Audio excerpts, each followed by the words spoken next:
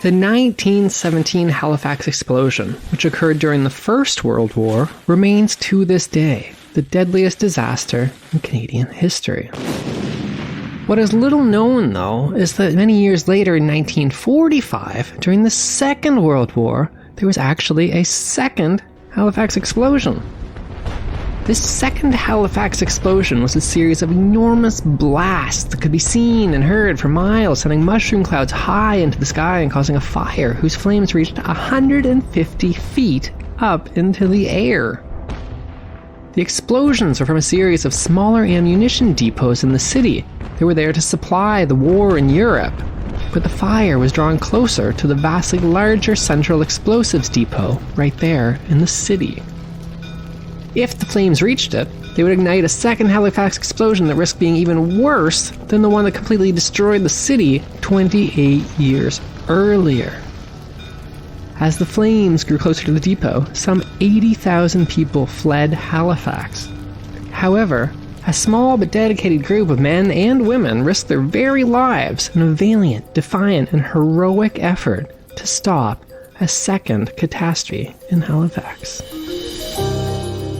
You're listening to Backyard History, the hidden stories that happened in your own backyard. The podcast version of the weekly history column running in newspapers across the Maritimes. With your host and author, Andrew McLean.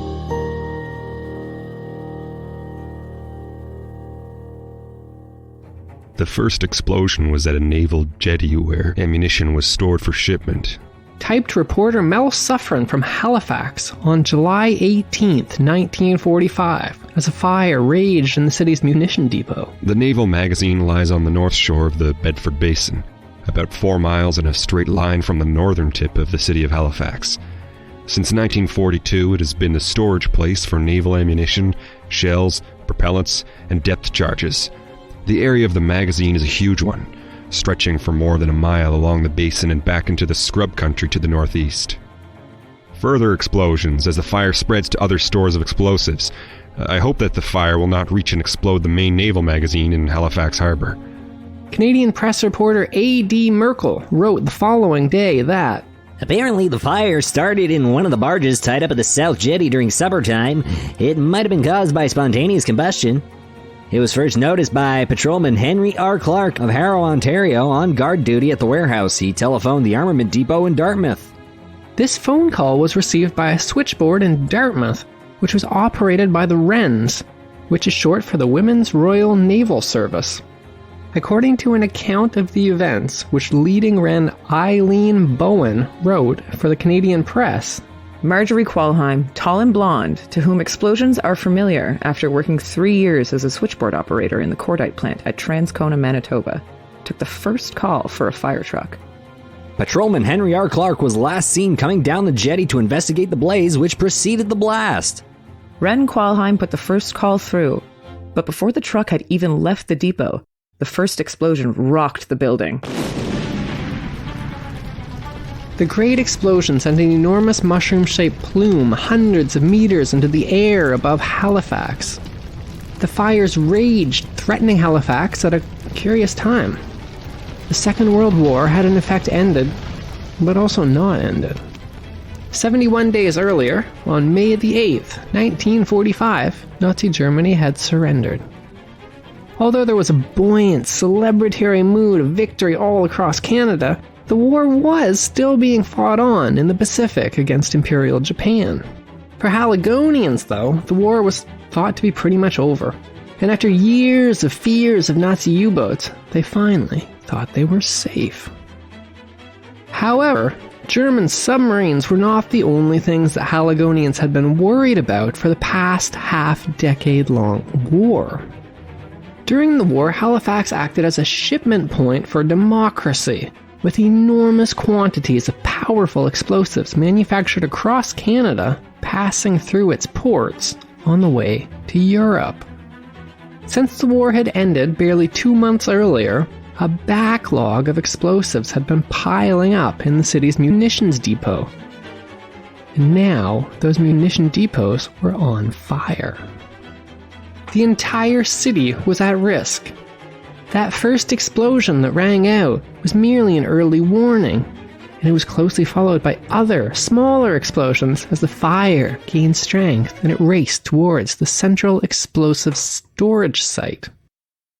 When it heard the news of another Halifax explosion in the making, the Moncton Daily Times newspaper wrote, Canadians all across the country must have shuddered as they heard the news and recalled the tragic horrors and vast destruction in the catastrophe nearly 29 years ago. We hope and pray for the Nova Scotian capital. The situation is highly alarming because the blasts will certainly continue.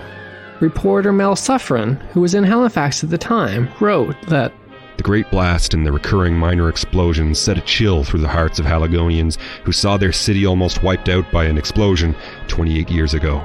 That was on December 6th, 1917, when an ammunition ship blew up in the harbor, causing more than 1,600 deaths and thousands of injured. Many residents of Halifax still bear scars from that blast in 1917, which has always been referred to as the Great Halifax Disaster. it would require quick action to halt the flames before the whole munitions depot exploded, causing a second catastrophic Halifax explosion. The man in charge of dealing with the crisis that was rapidly spiraling out of control was Captain O.C.S. Robertson, who reporter A.D. Merkel described as a giant of a man, his face and arms bronzed in the sun, his lean and athletic frame clad in trousers and sweater, with a naval cap his only badge. Winner of the coveted George Medal for having taken a burning ammunition ship out of Halifax Harbor during the war and commanding officer at HMC Dockyard, he had been on the job from the first. At the time of the first of what would be many explosions that night erupted, Captain Robertson had been dining in the Nova Scotia Hotel in downtown Halifax with Lieutenant Commander William Schlater, who wrote, "At 6:35 p.m., the city of Halifax was rocked by the blast of a tremendous explosion from the direction of Bedford Basin, which shook even the solid structure of the Nova Scotian Hotel more than 5 miles away. Captain O.C.S. Robertson, who was dining in the hotel at the time, left immediately and ordered a speedboat from the dockyard to take him to the scene of the explosion. I accompanied him. Approaching Bedford Magazine area, it was observed that many windows near the Narrows were smashed and broken. Rounding Turtlehead, it was observed that fires were burning and intermittent explosions were rocking the area at the southeast of the magazine. The wooden jetties there had been blown out into the harbor, and a stream of naval craft and sick bay attendants were speeding towards the area. Captain Robertson and I found the pier littered with debris. As we proceeded up the road, it was observed that all the buildings had been gutted by the first explosion. Great holes had been torn in the brick buildings, and ammunition boxes lay scattered in the path taken by the blast. 3 fire truck and naval firefighting parties were already on the scene, endeavoring to contain the fire. 2 firefighting boats attempted to contain the fire from seaward, but explosions of developing intensity drive them back as the sea was showered with shells and debris from the exploding magazine. The fire was obviously spreading. I witnessed the burning of Brest in France, and many fierce destroyer actions in the English Channel and the Bay of Biscay last year, and can say the intensity of the explosions was worse than anything I've ever seen in battle. As the naval firefighting crews pressed forward into the danger area, Captain Robertson decided it would be advisable to evacuate all civilian and naval personnel in Halifax and Dartmouth. Reporter Mel Suffren added, As soon as the first terrific explosion, people began filing from their homes. There were no signs of panic.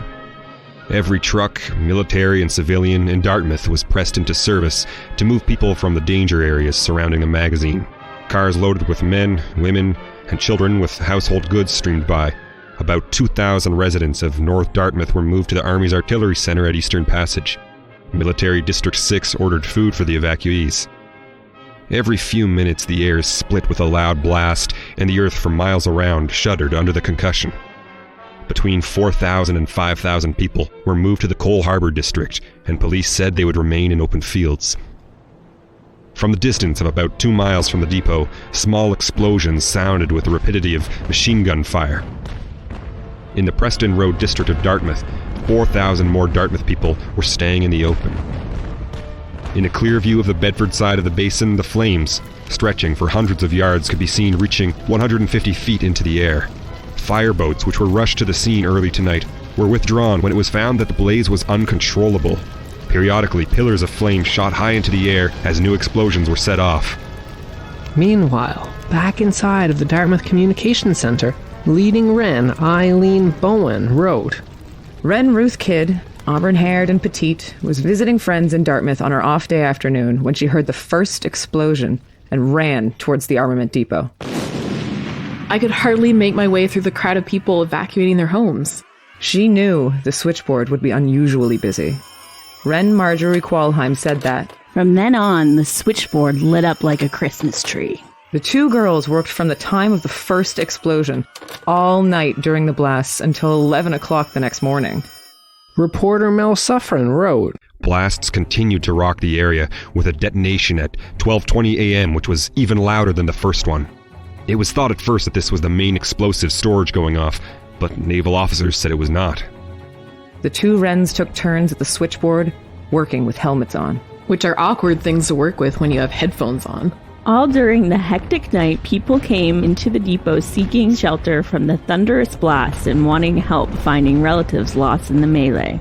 After the heaviest explosion at 4 in the morning, the lights went out, and the two girls worked on by flashlight, putting calls through from crouched positions on the floor.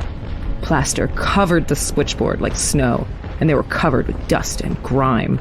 No windows were smashed in the depot, but strong, thick steel doors, 25 feet high, were mangled like tissue paper. At some point during the night, an abrupt and risky change in tactics was made.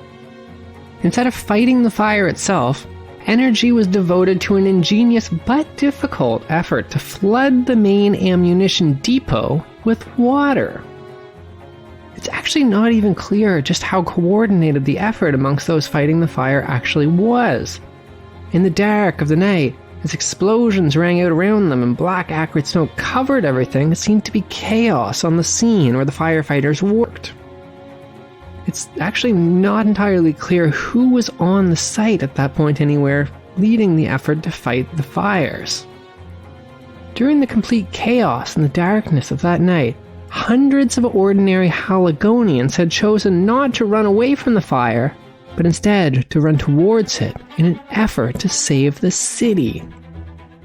According to an extremely detailed write-up in Bedford Magazine compiled by H. Millard Wright, the newer magazines, most of which had been built since 1939, were flooded by volunteer fire parties to avert the possibility of further explosions.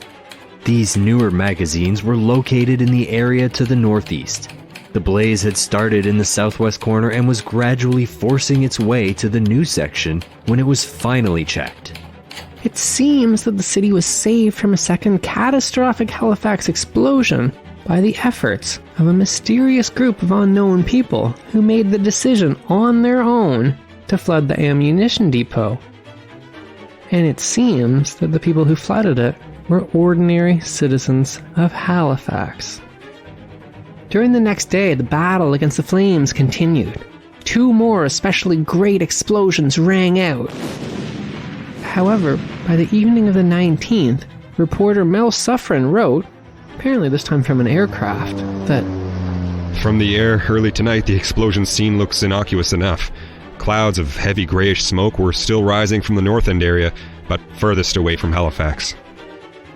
At this point, Haligonians began to collectively relax. Multiple newspaper reports mentioned an unidentified male who rushed towards the scene of the explosions, not to help, but to rapidly set up a little stand outside to sell cold drinks and cigarettes to the rescue crews fighting the fire. He apparently managed to make a quick buck before the military authorities angrily sent him on his way. And I really love that detail, because first of all, it's hard to not admire the sheer audacity of that guy, but also because it's difficult to think of a more potent symbol of the war finally coming to an end, and of Halifax's changeover of a wartime old garrison city into a trade-oriented port city in a peaceful post-war modern world than that. Because if a series of explosions had rang out on a military supply depot only 72 days before these events, Haligonians would have assumed they were under attack by a Nazi U-boat. Now, however, it seems that things were being taken a little bit more lightly, even in the face of danger. By the next day, even as the fire still smoldered and smaller explosions still rat-a-tatted away in the distance, a Canadian press reporter wandered amongst Haligonians and observed that, with the tension over, little knots of people gathered on street corners and in offices sharing their spiciest explosion stories. One bruised individual will give windows a wide berth next time he hears an explosion. As he leaned out to watch the pyrotechnic display, down came the window with the gentleman's neck under it. Open doors will also hold a particular terror for a Halifax woman. As she paused in a doorway, an unexpected explosion banged the door shut, sending her a considerable distance into the hallway. And there are laments, too, for belongings which were destroyed. One woman told of the loss of a half-dozen smashed eggs. even in the heart of the explosions, as they busily worked away all night doing the all-important job of keeping those phone lines open, those two Wrens, Ruth Kidd and Marjorie Qualheim, later recounted that. We would have rather been working than anything else. We were too busy to be nervous, and we were in contact with the magazine the whole time, so we knew what was going on. We had a radio on most of the night and kept putting calls through and ducking down on the floor to the sounds of Strauss waltzes. From now on, I'll never hear the music of Danube, so blue, without thinking of that night. 2 days later, reporter A.D. Merkel was taken on a tour of the scene of the explosion by the naval authorities. He found that everything within this immediate area is a waste with craters showing at frequent intervals, but the ground is so littered with live ammunition that it is impossible to traverse. A substantial portion of the live ammunition housed within the raised area did not explode at all. He noted that although the city had indeed been lucky, the munitions depot had actually been specifically designed with several safeguards in place to try and prevent a catastrophe like what happened 28 years earlier. The magazines were protected by earthen embrasures of reinforced concrete designed in such a way to pilot air inside one end and out the other, leaving the walls and roof intact and the ammunition undetonated. This is precisely what happened. Though the safeguards had worked as intended, they were not foolproof, as the fact that the explosions ever happened in the first place very clearly showed. On July the 19th, even as the explosion still rang out in Halifax, E.L. Cousins, who was the wartime administrator of all the Atlantic Canadian ports, did an interview with the Canadian press, in which he defiantly stated, "The blasts in the magazine are the threat under which Halifax has been living the last 6 years. In a single month of this war, as much as 5,000 tons of high explosives had been handled across Halifax docks and sent on their way to European battlefields because it was the only Canadian port at which they could be handled. As a result of the blast, the people of Canada may now realize, perhaps more clearly than they have in the past, the strain under which the citizens of Halifax have been carrying on since the war began 6 years ago. Thousands of Haligonians knew of the heavy explosive shipments, and they did not know when some disaster might occur. The danger was continuous, and there was no averting it, but the city, as a national port, took this in stride. There was no complaining, nor any demand that the shipments of explosives be handled at some other, isolated, less congested port. It was looked upon as part of the war effort, and that Halifax made this its great contribution to the war effort.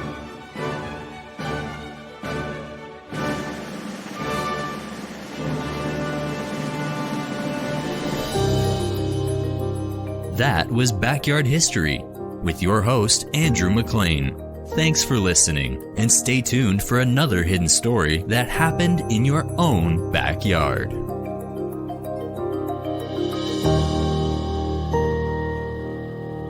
Produced by Jordan Lozier.